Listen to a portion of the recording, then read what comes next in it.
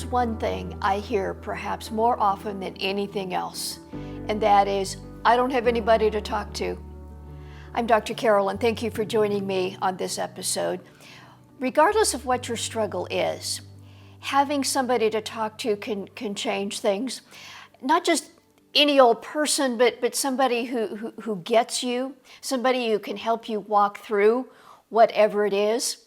My guests on the program today, Katie Griggs and Amanda Aanestad, found that when they became addicted to porn as teens, they were friends with each other, but they didn't tell each other. In fact, they didn't tell anybody for a long time. The struggle with shame, the struggle to deal with it on their own, even the struggle to deal with it with God, nothing really changed until they told each other. And then everything started to change. In my conversation with Katie and Amanda, you'll hear what the process in their hearts was like in those teen years as their struggle, in their case with porn, began, and then how God helped them tell each other and the difference that made. We'll talk about how do you tell somebody? And in something as difficult as this, if you're married or on the way to being married, how do you tell something this difficult to your spouse or future spouse? I really believe that this conversation will make a difference for you too. So, Katie and Amanda. Well, Amanda and Katie, it is a joy to be with you today, have you on our program. First of all, just welcome and thank you for being here. Yeah, thanks for having us.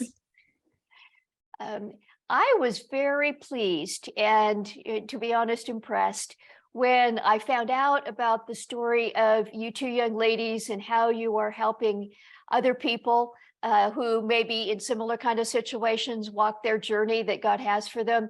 I'd just like to start with hearing a bit about your story. I don't know who wants to go first, but just the Victory Collective, what brought you two together, what you're doing now. How did we get here? Yeah, absolutely. I'm Katie, and Amanda and I actually met in ninth grade, first day of school in drama class. So we've been friends since then. We're 26 and 27 now. So it's been a really long, beautiful friendship. And my story starts all the way back in 8th grade when I was 13. I got an iPod Touch for my birthday. And that was all the rage back then. And on my way home from school, I heard kids on the bus talking about girls kissing each other. I had never heard of that. I didn't know it was possible. My parents had never talked to me about anything like that. So I Googled it one night on my iPod Touch and obviously found a lot of things that I had never seen before. I was curious. There was a lot of curiosity there, but immediately I felt so guilty and just icky inside. I remember just laying there in bed crying because I didn't know why I felt so gross. Wow. And I felt like I had done something wrong, but I didn't know why. So I ended up getting my mom, woke her up, and I told her everything, and she talked to me about it. She told me what pornography was. That was the first time I had even heard the word pornography. And I told myself, I am never going to do that again. I do not want to feel this way. I felt so shameful. I just don't want it. So about a year went by of me just avoiding that. And then I was in 9th grade and my friends were like, you should get Tumblr. It's so funny. We can all follow each other. And so I was like, okay, yeah, I'll do that. So I got Tumblr, and literally the very first day I went on, similar images of what I had seen before popped up. Day one. But this time, the curiosity part that I felt before was a lot stronger than the guilt and the shame. So I clicked on the page that it came from, found even more.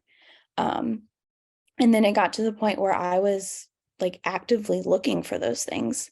I wanted to know more, and I kept just going down the rabbit hole until I was stuck and I didn't know how to get out. Yeah. Yeah. That cycle went on for several years, all throughout high school. And during that time, I was also like the poster Christian girl. I was going to church like 3 times a week. I did every event. I was in small groups. I was volunteering. I was very outspoken about my faith and purity and how you should live. And I didn't cuss and I didn't do this and this. But on the inside, I felt like such a hypocrite because I would say those things during the day and then go home and, look at pornography. And so I thought I was doing the worst thing I could ever do. And that shame and that guilt just ate me alive.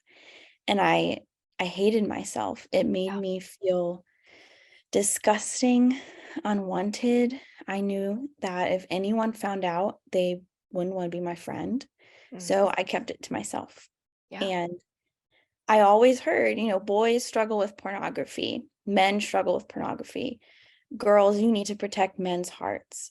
And every time I heard that, I felt, well, what about me? Like, I'm not a man.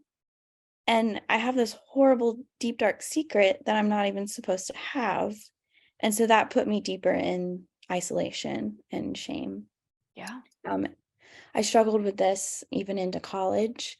My freshman year of college, I didn't have a roommate. She ended up leaving halfway into the first semester. So that before she left, it was kind of like natural accountability because I had someone in the room with me. But then she left and I was all by myself.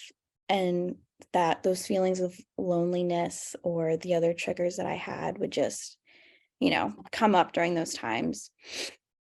But I was at church one day and I felt I felt myself being called to go up to the stage, like to the where they pray for you during the Mhm. service. And I didn't want to. I did not want to do that. Yeah. I was not going to go up there. The church that I went to was very small, so we knew everyone. And a lot of the students from the college I went to were there because it was right by the school.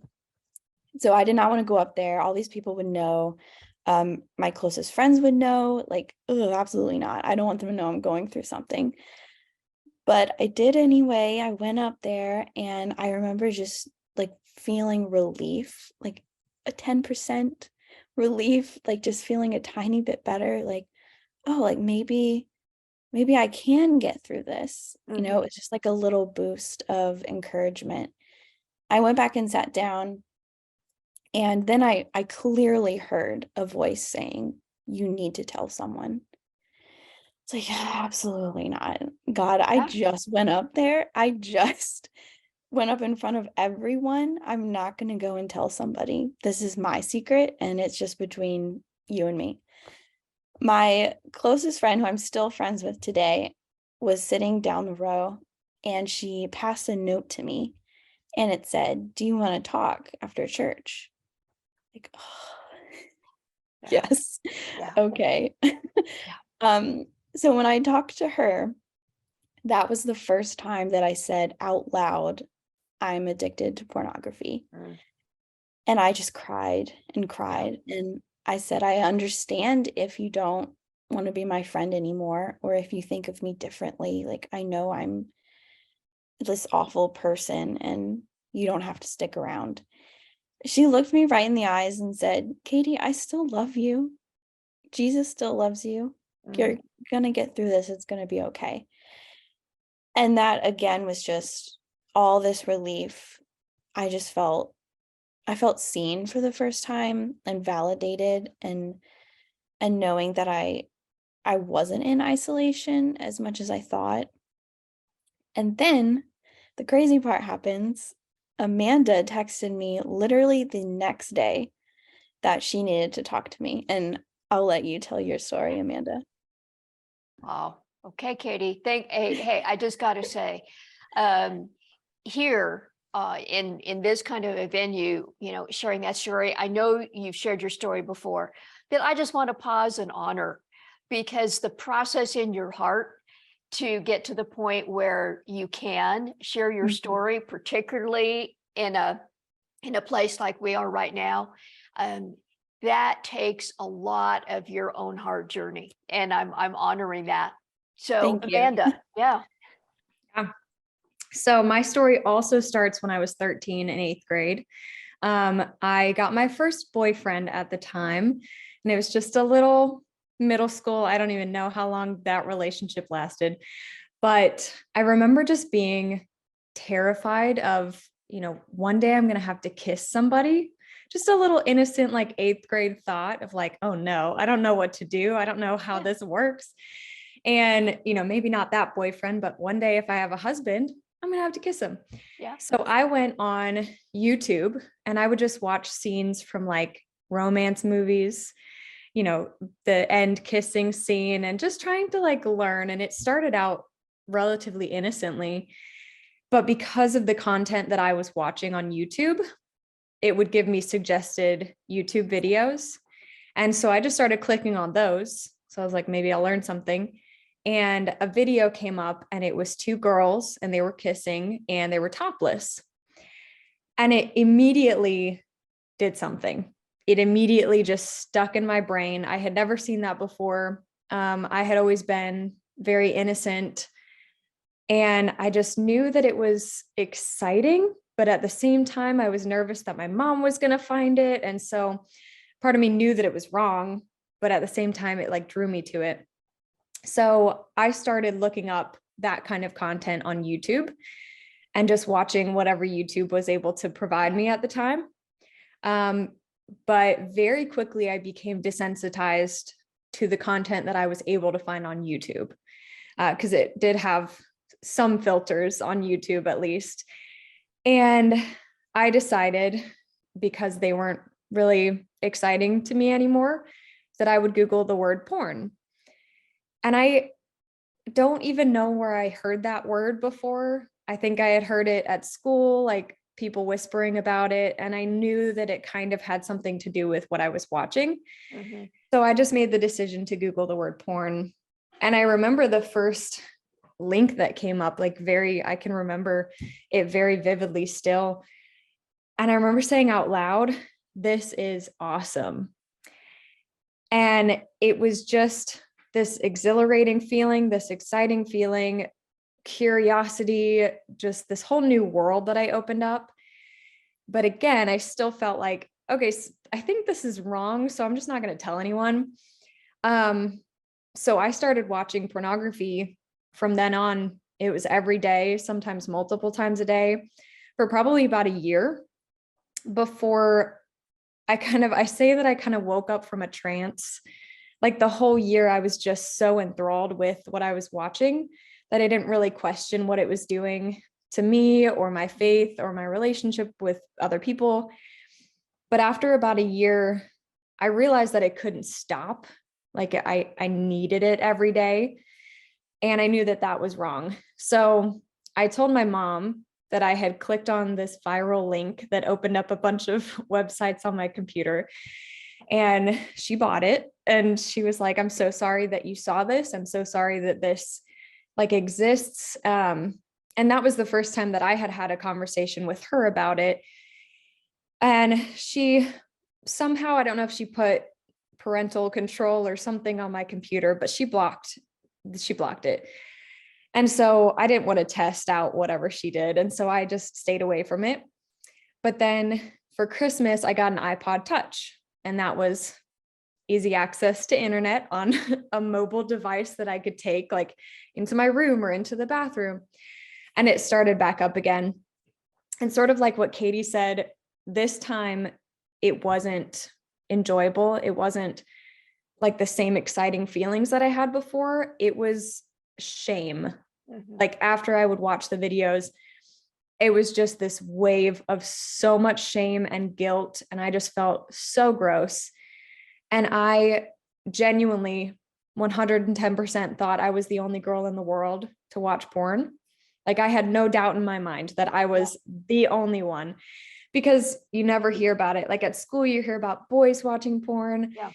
In TV shows, it's always tailored towards the men. Even at church, my pastor would get up there and say, men, if you struggle with pornography, or wives, if your husband struggle with pornography.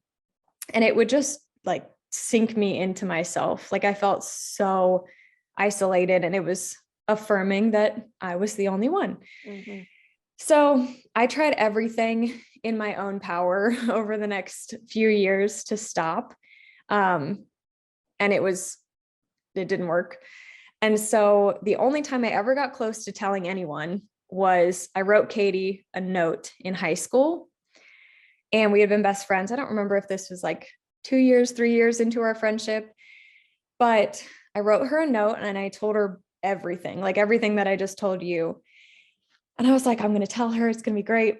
And I was sitting at the end we had a pier in our backyard. And I remember chickening out, and I was like, I can't do it. Like, she's not going to want to be my friend anymore. I'm going to lose my best friend. She's going to hate me. She's going to tell everyone. And so I ripped it up and I threw it in the river, because I was scared that my mom was going to find it in the trash can. Mm-hmm. And so I just got rid of it. And I promised God that day that I was not going to tell anyone. I was like, you can get me out of this, God, but no one else is going to know. I'm not even going to tell my future husband. Yeah. And then freshman year, obviously that did not happen.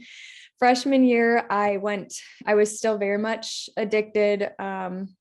Like Katie said, with a roommate, a little bit helped, but it still very quickly came back, and I found ways around that. But I went to a worship night, and I was growing a lot in my faith, like in college.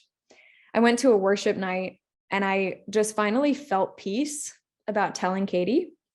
Just this little moment of peace where I was like, you know what? I'm just going to do it.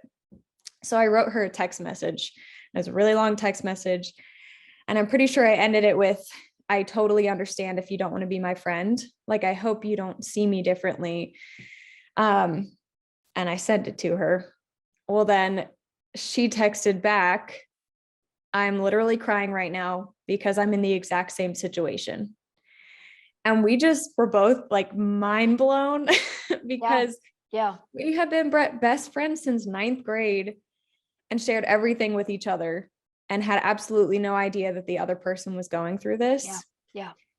And it was just like the biggest weight lifted off of my shoulders, because I was like, I am not alone. Like, something that I genuinely believed that I was, like, dirty and alone and unlovable. Like, now here's my best friend who's going through the same thing. And so we were able to have a long conversation about it and try to keep each other accountable over the next few years. And yeah, that's kind of where our stories merge. I don't know if you want me to continue. Thank you. Yeah, Amanda, thank you. As I listen to that, it's like God had a setup for the two of you to get together and do what you're doing now. That's one of the things that I see. And something else that occurs to me in both your stories, that before we go on, I just want to ask about. You were in Christian families. It sounds like you were in church, youth group, Christian environments, and this pornography addiction was an issue for you.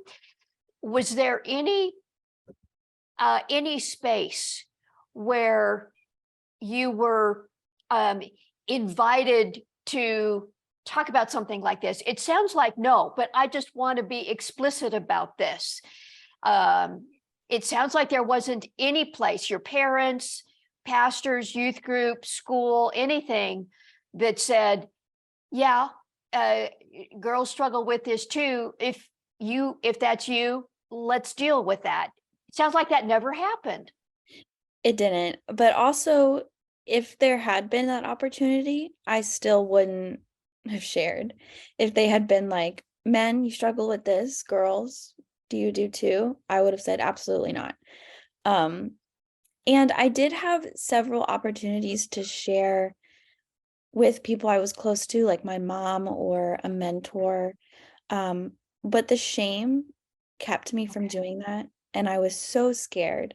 My parents were very good at talking about sex and relationships with me. They were very open if I had any questions. So I wasn't afraid of that aspect. It was more them knowing that I had done this terrible thing that I had heard that men do and shouldn't do. It was more of that, if that makes sense. Yeah, it does. So knowing that your stories are not unique, that there are scads of other people, perhaps grown up in Christian families or not, going to church, or not, and the shame aspect. Is there anything that might have made a difference for your younger selves in getting past that shame barrier easier or sooner? Anything that might have made a difference? Mm. I think if I had known another girl or woman who had the courage to say, "Hey, I'm struggling with pornography," Okay. and I heard that, that would have been a total game changer for me.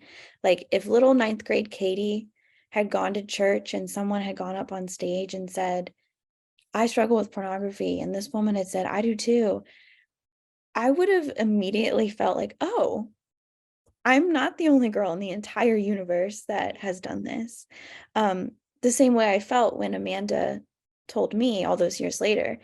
Um, and so that we've seen that happen with other young girls when we've talked to them and they see someone like us saying, "I struggle with this." And it blows their mind. Like, what? I thought I was the only one. And I think it would be incredible if churches all over were having those conversations with men and women Mhm. and including women in it. I think the shame aspect would begin to slowly decrease and more women would feel brave Yeah, enough to talk about it. that's good. That's really good. Um, as you talk about how you got hooked, um, men and women, I think in many ways we're more alike than different, but just perhaps specifically for a woman's soul, her heart.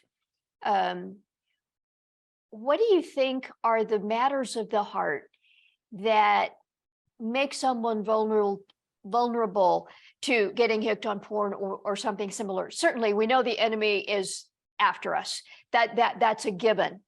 But what are the spaces that make a person vulnerable to this kind of addiction?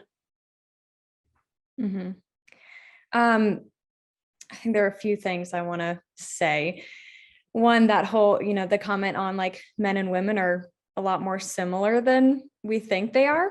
I mean, they're different in a lot of beautiful ways also, but I think one of the things that also makes women just feel like their minds fill with shame is this idea that like men are sexual and men are visual creatures. We hear that a lot. Sure. And that women are not visual, women are not sexual. They're Yeah. more, wanting Yeah. emotional connection.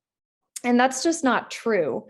I mean, we do need that emotional aspect, but so do men. And I think that that is just the first point I want to make. I don't know if that's answering your question, but That's good. just that, yeah, just that that's, I want to kind of bust that myth because that brings so much shame to women where they're like, why am I watching porn if I'm not a sexual and a visual creature? Like this idea, and it just adds a whole other layer of shame to this problem. So that's the first point I want to make. That's good. Yeah. I feel like the second thing is the fact that children are finding pornography. Mhm. It's not adults. We've taken a lot of polls on the Victory Collective on our Instagram of when did you find porn? And I think statistically, it's like the average age that boys and girls are finding it is 11.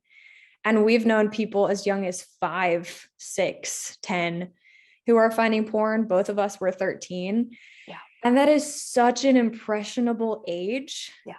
If I had found this at the age of 25, I don't know if I would have had the same response to it, maybe, but I don't know if I would have as when I was a 13-year-old girl, still my brain is forming. Yeah. And I don't have that, you know, the frontal lobe or whatever it's called that is controlling my actions. And so, when you become hooked on it and something that makes you super curious and something that now is releasing all these chemicals in your brain that's being like, hey, this is a really good thing. This feels really good. As a young kid, you're not going to know how to stop that. Right. And so I think that's a really big thing, is the fact that it is children who are finding pornography more often than adults. And that, how impressionable they are. I think that's key, just as you described that. And from my perspective as a getting older woman, and with the people that I work with, both men and women, it's the child brain that is just so vulnerable. And part of that makes me as a human angry, because of course the enemy knows how to get to kids. And it makes me think then more broadly, should parents let their children have smart devices, iPod Touch? Well, of course, now it's a smartphone. But even if you as a parent don't let your child have one, 9 years old, you're sitting on the school bus, your seatmate on the school bus. Okay, they want to share. It's right there. It makes me wonder if leaders or parents or church, Sunday school teacher or whatever, if they need to be having conversations with children about porn proactively. And I know these are controversial kinds of questions, but I'll just pause for a second and see, how do you guys think about those kinds of questions? Yeah. I think it would have been very different for me if my parents had talked to me about pornography. My dad actually saw me give my testimony at a church event. And at the end, he came up to me just crying and said, I talked to your brother about this, and it never crossed my mind to talk to you about it. And he felt so guilty and felt like it was his fault that I had gone through this. Obviously, it wasn't. It was not his fault. He didn't know. Sure.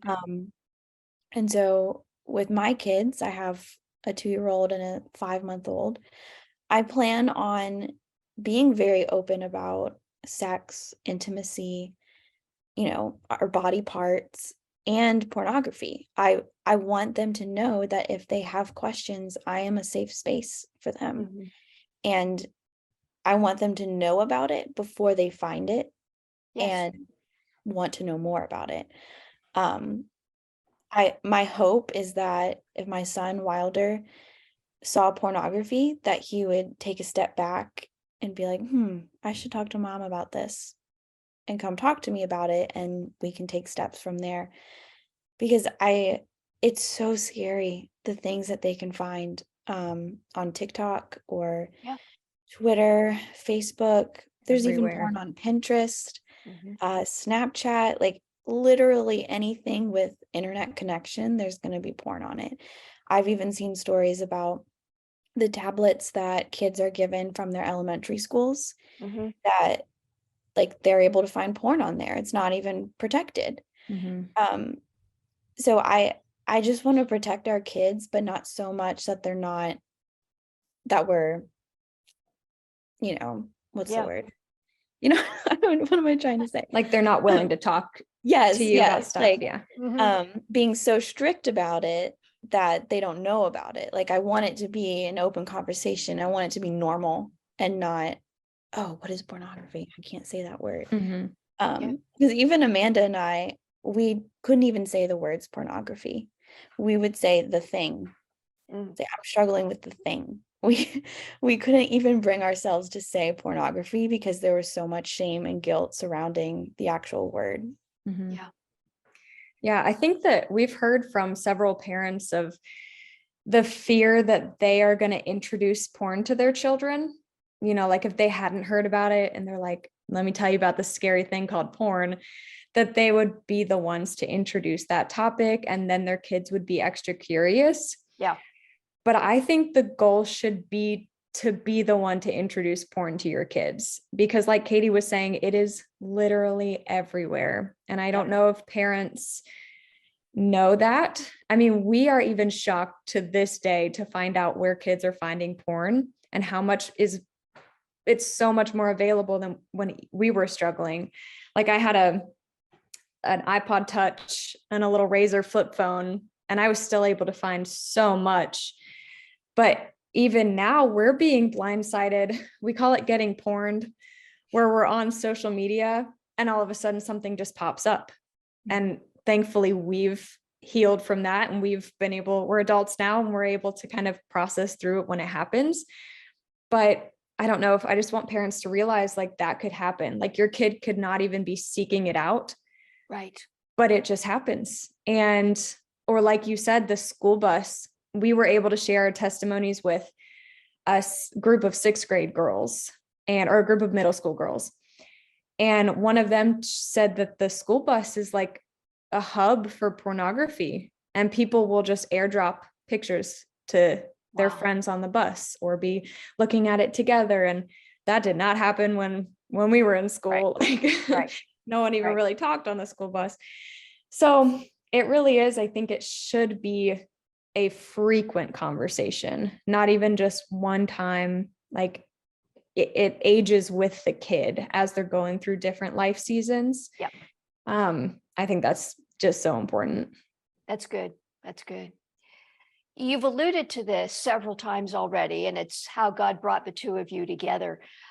But I'd like us to talk for a little bit about telling somebody, about having somebody to walk through, if I can use this phrase, the recovery journey with you, what it is like to confess or have accountability, or have a friend, friends along with you. I know that's one of the things the two of you really encourage. Mm-hmm. And just to give you guys opportunity to say, first of all, what kind of a difference does that make? And then how do you do it? I'm sure you hear all the time, as I do, I don't have anybody to talk to about this. I could never tell anybody. So how do you get over that? Yeah. So I think we often have this idea that we need to get rid of our shame first and then tell somebody. You know, like I'm going to heal from this, and then like a year later, I'm just going to tell somebody because it will be in my past. Yeah. But it's the total opposite that needs to happen. Our shame is not going to go away until we experience grace in community. Like if I didn't tell Katie, if I had just figured it out myself, which wasn't happening, by the way, I was not able to do that by myself. But the moment I told Katie and she said me too, and honestly, knowing who Katie is, if she hadn't been struggling with this, she would have still met me with so much love. Like she said, her friend said, I still love you and Jesus still loves you. And so I think there's so much fear of like, this person is going to leave me or reject me or gossip about me. Yep. But the thing is, shame clouds our judgment. Like shame takes away common sense a little bit, because I have known Katie and all the other amazing godly women who I've told in my life. I've told them and they met me with so much grace and understanding, and it was so healing. But shame told me that these women who have treated me with so much love and done nothing to show me that they would leave me or gossip about me, shame was like, no, they're a terrible person. Like you're going to tell them this one thing about you and they're immediately going to like flip and turn on you, when that's not the case. And so I think taking a moment to, number one, just approach God and be like, soften their heart and open my heart to this possibility of sharing with this person, because it could be your best friend, but you're still like trembling because you think that this person is going to leave you. But just kind of taking a moment to process and being like, I think this is shame that's telling me that this person is going to leave me. And then once you experience that grace, even if that person does not struggle with porn, I've experienced so many times where my vulnerability has led that person to telling me something that they're going through. Yes. Yes. And it's beautiful. yes. Yeah. It That opens is- the door that to a is deeper so true. relationship. So true. Yeah. What if you do tell somebody and it doesn't go well? I'm sure there are people, probably not the majority, but whether or not, percentages don't matter. If it's you, it's 100%. For somebody who does tell somebody and they do feel more shame. We've had several women on the Victory Collective page tell us, like, I told so and so, and they were like, that's not a problem. Like, or they just were negative about it, or not encouraging, or just dismissed it. And our hearts go out to them. Like, it's so sad, especially since we've told them to do that, and then they're met with such negativity when they were expecting love. And I think it's important to acknowledge your vulnerability and the fact that you even had the courage to do that in the first place. You didn't have to. You could have kept it to yourself, but you listened to that part of yourself that needed help and tried to reach out. And so we try to reinforce that and let them know you were still so brave. You are still so worthy of love. Even if that person can't see that, it doesn't mean it's not true. You're still going to be okay. And we also have a list of like criteria kind of the people you should and shouldn't talk to about something like this. People you shouldn't talk to are people who maybe have different values or morals or beliefs than you do. Someone who you're not that close to, you don't have a deep relationship with. People you should share with are the ones that you've shared things with before and they've met you with grace, or maybe they've shared with you before and you met them with grace. People who are in the same belief system as you, if you're, Catholic, Methodist, that they're going to have those same beliefs and be able to walk with you through that. People who, like someone who is a mentor, those types of relationships, like it's really important to think about the person you're sharing with before you do, because you want to avoid being hurt even more. Yeah. I think another important thing to remember about specifically not someone who meets you with like indifference, but maybe they don't follow up with you as much as you want them to. You open up your heart and then they just kind of don't bring it up anymore. And that can really hurt because you're like, I shared this really deep part of myself and I was hoping that you would do something about it. Yeah. But I think another important thing to remember is like, that doesn't mean that they don't care about you or that they don't love you. If they haven't gone through this personally, they might just not understand. Like they might not understand the depths of what you're walking through. Or another option, they might be going through the same thing as you and they're just not ready to open up. And it's making them uncomfortable. And maybe they're wrestling in their own hearts with, oh, okay, she just told me, but I'm not ready. So I'm just going to like avoid this subject. That's also happened. And so I think just choosing wisely who you tell, like being prayerful about who you tell in the first place. And if you really are hoping that they're going to stand by your side and help you and walk alongside you on this recovery journey, have that conversation and make those expectations clear of like, I would love to meet every week and talk about this, or I would love for you to text me at the end of the day or me to text you, like have kind of an accountability plan if that is what you're desiring at that time. That's good. That's really good. When you have that kind of a relationship with one or two or three other women that do have the capability of walking with you through this, what do? What does that kind of relationship look like in the ways that help your recovery journey? I'm imagining that accountability, in other words, how are you doing with porn, is important.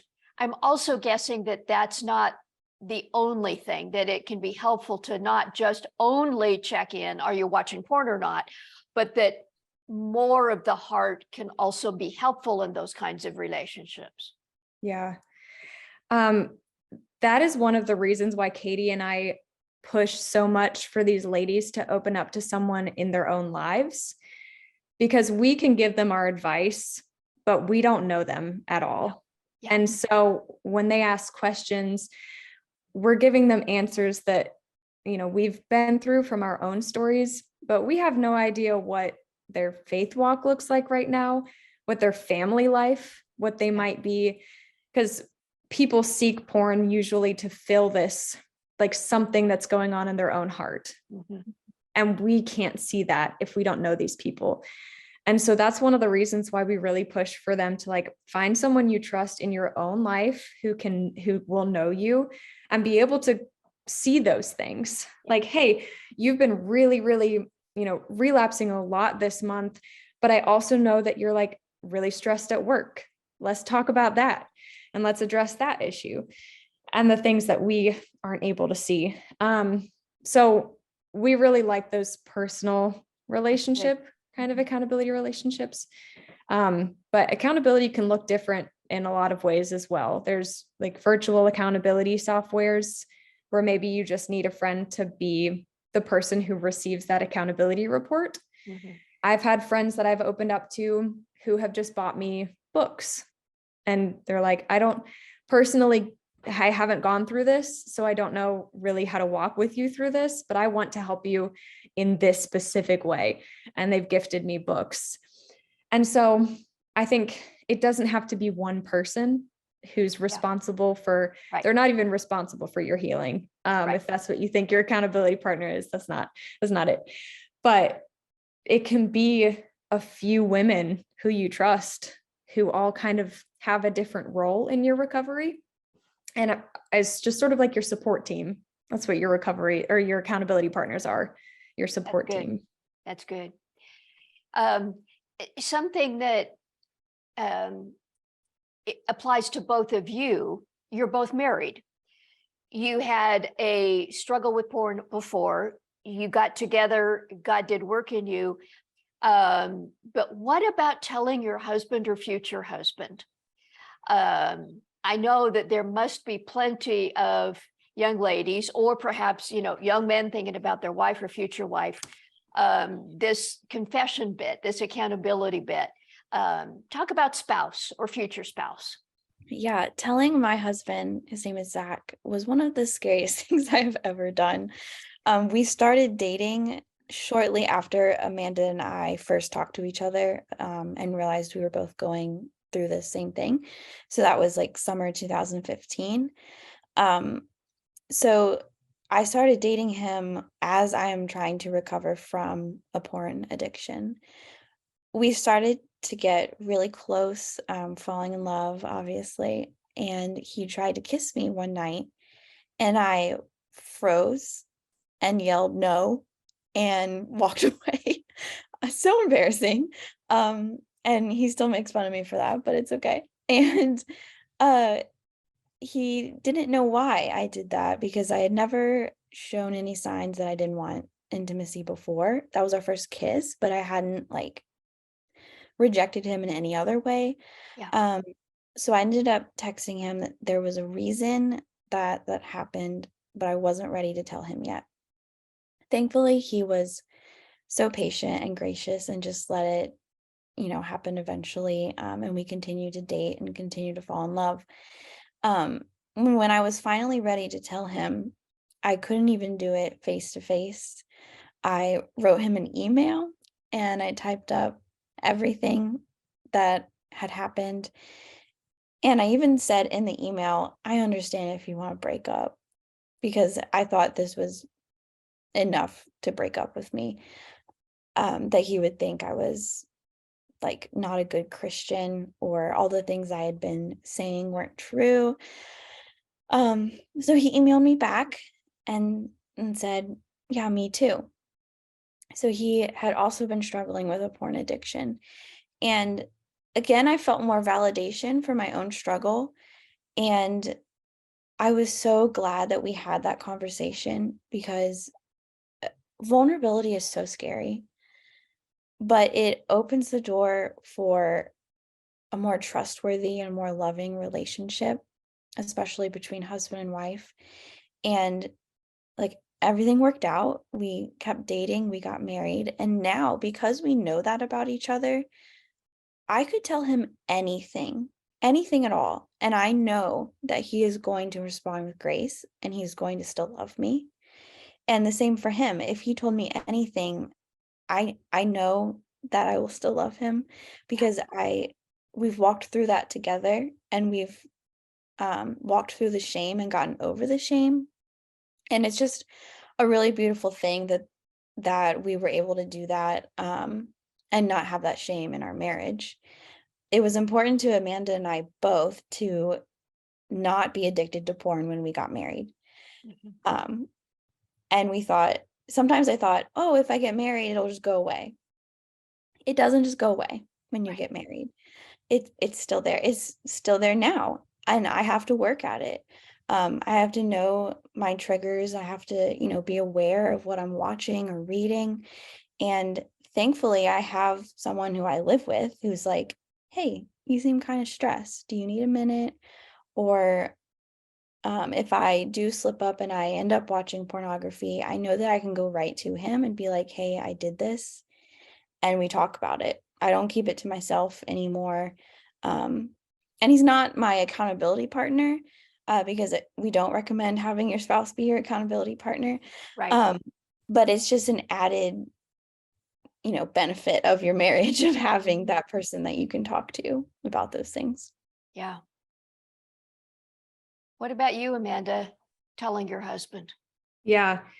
So we had been dating for a little while and had pretty deep conversations right away. Um, just about random things, life and faith and future stuff.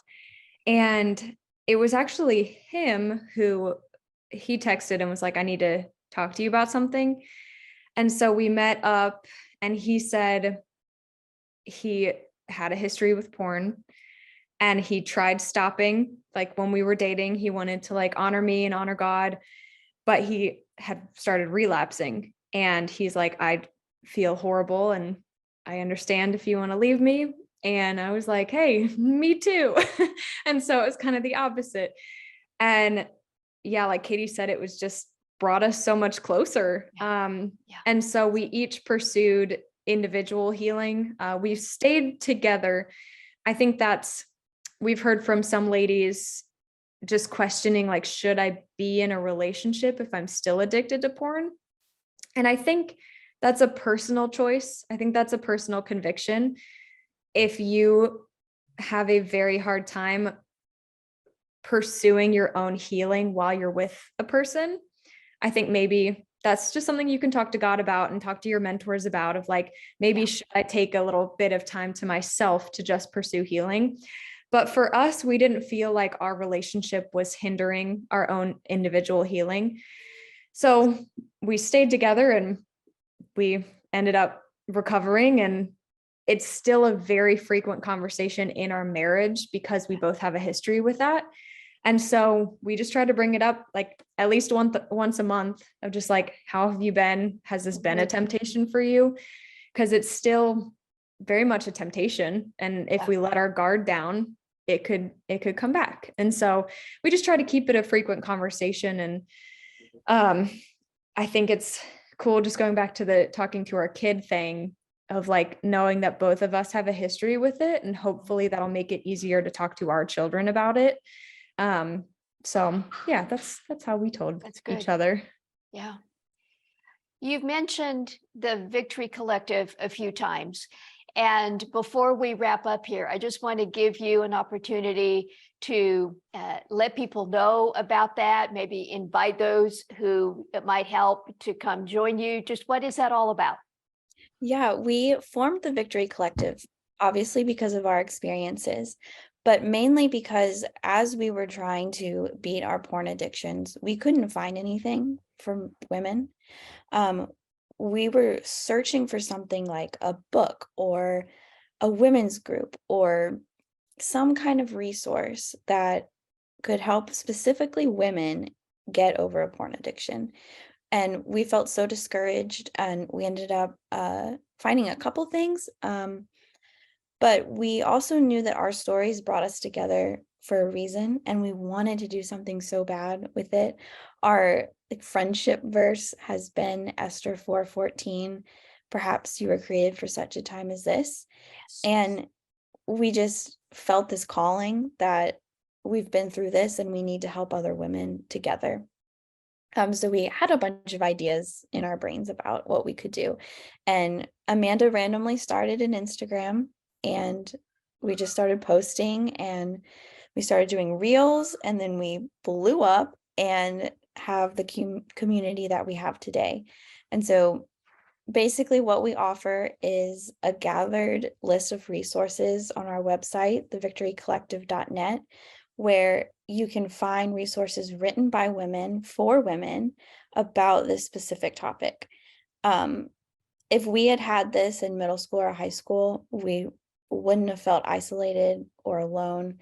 It would have been so beneficial. And so we're so thankful that we're able to have this community for other young girls like ourselves at that time. And it's just been such a huge blessing seeing it grow and learning about other women, and every time having that validation of it's not just us.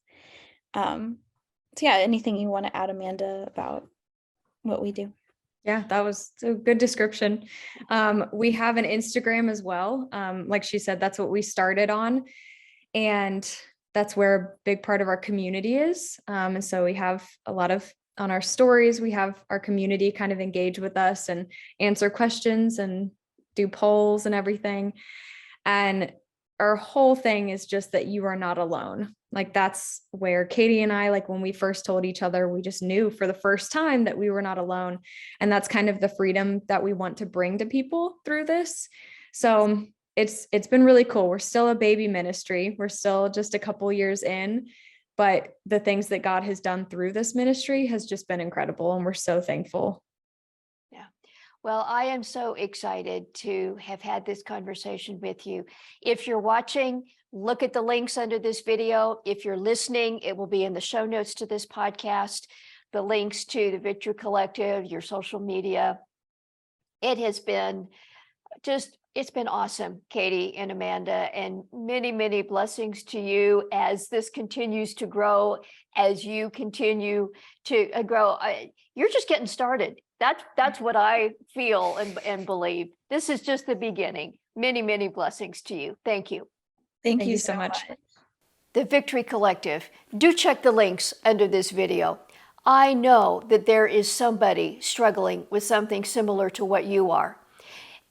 It may be porn, and maybe that's why you've stuck here to the end of the video. It could be something else. I know, there is somebody else who is struggling with something similar to what you are. Maybe not absolutely identically, but you know somebody that you can talk to. Now, you may not know who that person is. Pray about it. As Katie and Amanda said, be prayerful. Take a risk. What I encourage people to do is write down a list of a few people, pray over that list, and then go to the first person and either on the phone or even better, ask to meet in person over coffee or at the track or something and say, I'm struggling with something. God's working on me and I don't want to talk about this, but I need to. Is it okay if I tell you something? And then tell them, even if it's not the whole thing, just tell them something and see how they respond. If that person leans in and says, me too, or that sounds really hard, I'd like to hear more, that might be one of your people. And take a risk. That's my encouragement to you. Thank you again for being with me. Please subscribe to this channel, Dr. Carol Ministries channel. That would mean a lot, so you can continue to get our content every week. If you have a comment, I would love to hear from you. You can put that under this video. You can leave me a confidential message on the contact page on our website. I would be delighted to hear from you. If you are interested in one-on-one coaching with me, that's something I am honored to do with individuals and with couples also. So you can inquire about that. And until next time, may God bless you.